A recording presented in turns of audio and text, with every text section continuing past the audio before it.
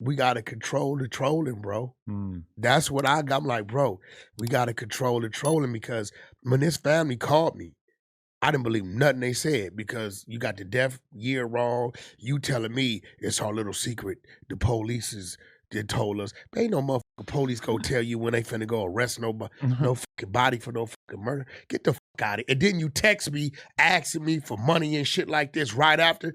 Fuck it. I like, bro, we gonna take this clip and we gonna troll it. Luce Cannon was against it day one. He like, nah, Wack, that's too much trolling. I'm like, man, fuck this dude. Right? And, I mean, he ultimately kind of took offense to the idea of you guys airing out all this stuff about Big U, which to me is logically incoherent because he was the same person who was out here spreading the idea that, you know, Big U was basically responsible for Nipsey's death. But that is what led to you guys falling out. And it is so strange to imagine what it would be like if you and Luce Cannon were still cool right now because you did fall out like 4 days before he was arrested. No, he fell out. He did fall out. He fell out. And you feel like he showed his true colors. He fell out. Well, I know why he did what he did. He wanted to make a run for it. No.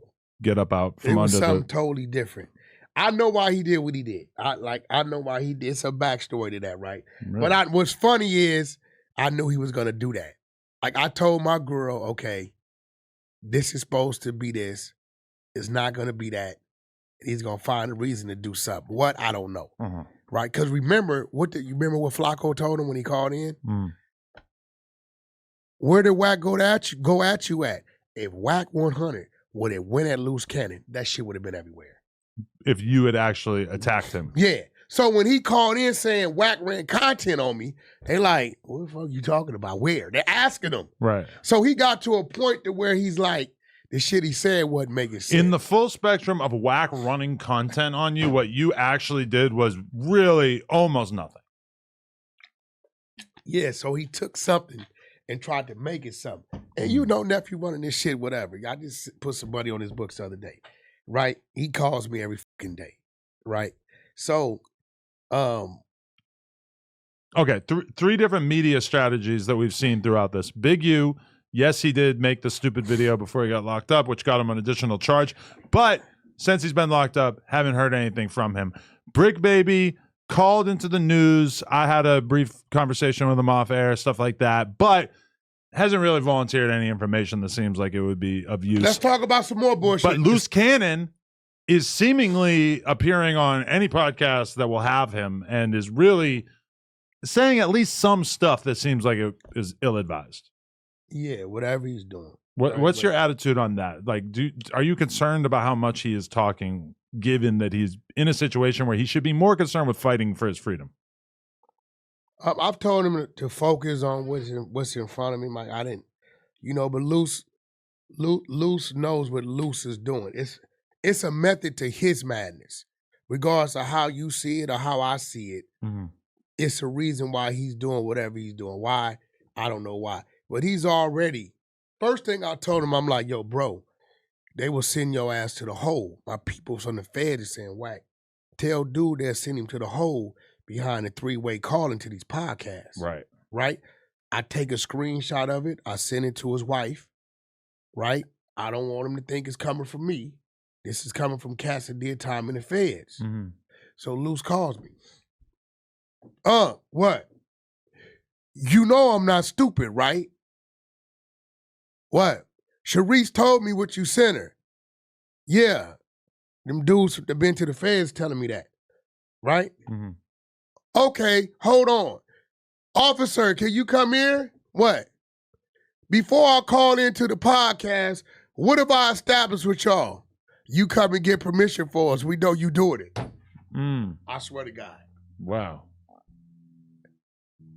Right? So how do you take that? That's just Luce being Luce. Like he getting into whatever environment and he, he sets up a way to operate. Do you think that he's just kind of addicted to the clout that he's experiencing? Because it's probably kind of overwhelming because he's probably never been this viral before. No, I definitely do. This is what he's been fighting for in a lot of ways, definitely right? do. I don't know to what extent, but I'm going to show you. Like, I swear to God, look, I sent it, my homeboy, Lavish, wanted to expose it. Look. Look, look, I'm sending this to Luce's wife. Tell Luke right here, the black one. Tell them to stop letting Luce call into No Jumper. The feds obviously watching it. Them three-way calls will get a disciplinary action. Feds don't play that, especially with witnesses out in the public. He will line himself up.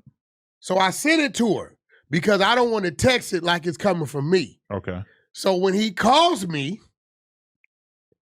and lets me know, hey, not only do they know what I'm doing, I got them to let us watch the No Jumper on the TV in here. What? Really? I swear to God. Shout out to all my convicts. That's Luce. Convict right? music. That's Luce. He just told me Casanova just pulled up. Really? He said NBA YoungBoy left 2 days before he got there and Casanova just pulled up. Brick Baby said he was talking to Dirk in there. He was yelling into the toilet. Probably through the toilet, through the vents. Dirk, how you doing? But right as I was coming in here, YBG told me that there are Brick Baby disses on the new Lil Durk album. Might be. But okay, look, Brick Baby. I ain't seen that. I still didn't figure this out. Who put out, this wasn't me, who put out the narrative he got stabbed? I think just a random YouTuber. We kind of ran with it. We put in the title, question mark, Brick Baby stabbed, but I think it was just a random YouTuber. So now, see what I'm saying? Like, so think about it. People are that thirsty for content that they don't even but require you can't say it that to be because coming. you reposted it. Yeah, we kind of leaned into it, but we didn't start it. Brick. Just because Brick Baby stabbed, question mark is like, our audience has got to tune into that. You know. And they expect y'all to talk about it. Well, right? it was out there enough that it felt like we had to kind of address it. It's getting to a point to where like,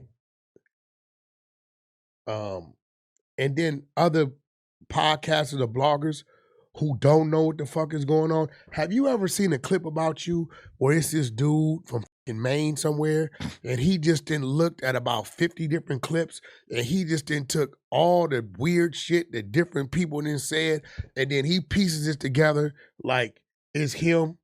And you can tell, I'm like, bro, you didn't watch YouTube for 3 days and took a bunch of shit you didn't heard. Yeah. But at the end of the day, you got to take the good with the bad. The crazy shit, honestly, is that like, I used to pay AD and T-Rel to do podcasts on No Jumper and then go home and react to No Jumper at home from their homes. Now they're not getting paid. Their streams are 100%. Like, we might have to start sending copyright violations because T-Rel literally is just sitting on stream watching No Jumper content like every night. It is bananas. Wait. You saying all that content is No Jumper content? They literally like left thinking that they were going to be able to create the next big West Coast platform, and instead, I mean, they're reacting. T-Rel is like by far the worst one because I see Pun and AD reacting to stuff, but T-Rel is the worst one. T-Rel is just literally hours every night talking about us and watching clips of us.